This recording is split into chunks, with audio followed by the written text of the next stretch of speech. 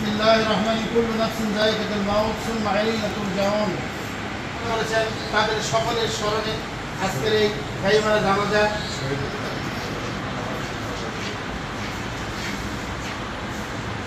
খুব বেশি বক্তব্য আবার হচ্ছে না, ঠিক আছে। কারণ একের পর এক নিউজ যেভাবে আমাদের ভাইয়েরা শহীদ হয়েছে, এটার আমরা জাস্টিস চাই, আমরা জাস্টিস চাই। এর বাইরে আমার কোনো বক্তব্য নাই। আমরা সাধারণ মানুষ, হিউম্যান বিং, অন্য 8-10টা মানুষ যেভাবে চাকরি করে আমরাও চাকরি করি।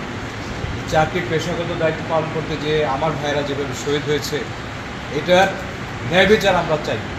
এর বাইরে অন্য কিছু না। আমরা আমাদের পুলিশ ভাই যারা শহীদ হয়েছেন, এছাড়া যারা আন্দোলন করতে যে ছাত্র ভাইয়েরা এবং অন্যান্য সাধারণ জনতা শহীদ হয়েছেন, তাদের প্রত্যেকের আত্মার বাক্যতা আমি কামনা করি। ইনশাল্লাহ মহান আল্লাহ তাআলা হচ্ছে সবচেয়ে বড় বিচারক।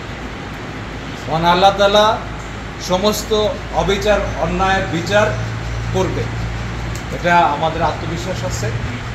আমরা ইনশাল্লাহ আমাদের বাংলাদেশ পুলিশ ফোর্স পেশাদারিত্বের সাথে কাজ করে। এখানে সব জায়গাতে, সব ডিপার্টমেন্টে কিছু দুষ্কৃতিকারী, কিছু খারাপ মানুষ থাকে, তাদের জন্য সমাজে বিশৃঙ্খলা তৈরি হয়। আজকে পুলিশ বাহিনীতে একই রকম ঘটনা ঘটেছে।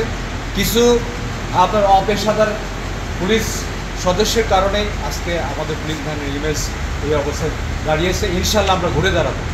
আমরা মানুষের আইন শৃঙ্খলা রক্ষায়, যানবাহনের নিরাপত্তায় আমরা আমাদের যে ইমেজ, সে ইমেজ আরও বেশি উন্নত করে ইনশাল্লাহ আমরা বাংলাদেশের মানুষের যানবাহনের নিরাপত্তা আমরা ইনশাল্লাহ নিয়ে যেতে।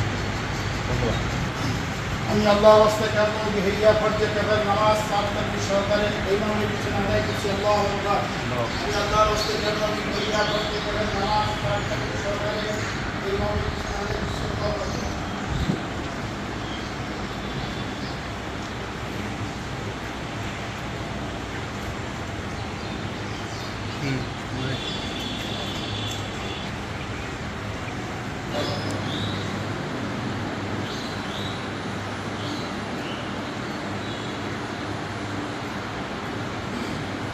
الحمد لله رب العالمين.